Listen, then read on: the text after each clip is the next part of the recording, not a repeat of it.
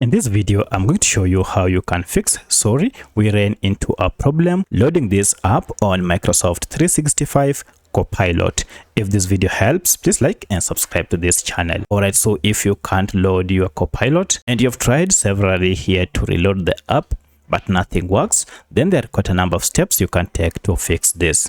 Now, in the first method, you want to troubleshoot your browser, as this might be the main reason you are encountering this. However, if you are using the app, then you'll need to troubleshoot the app. You can troubleshoot this account by going to these ellipses here. If you go to these three dots, go to settings. So for the sake of this tutorial, I'm on a Google Chrome browser. However, this should be more or less the same on any other browser.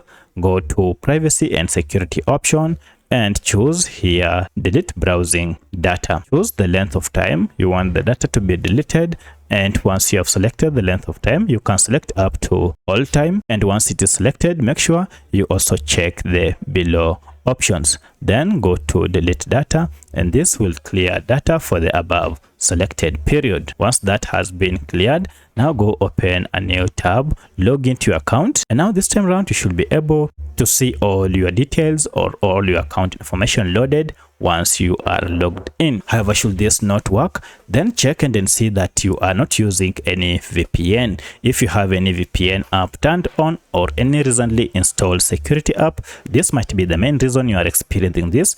Turn them off or uninstall them to fix this. However, if this still does not work, then most likely Microsoft 365 Copilot might have encountered internal server error. For that, you need to try after some few minutes to see if the error has been fixed. In most cases, now your account should load all the details without any issue. So let me know which of the above was able to help you. If you have any other question, kindly comment below. Otherwise, thanks for watching and let's meet in the next video.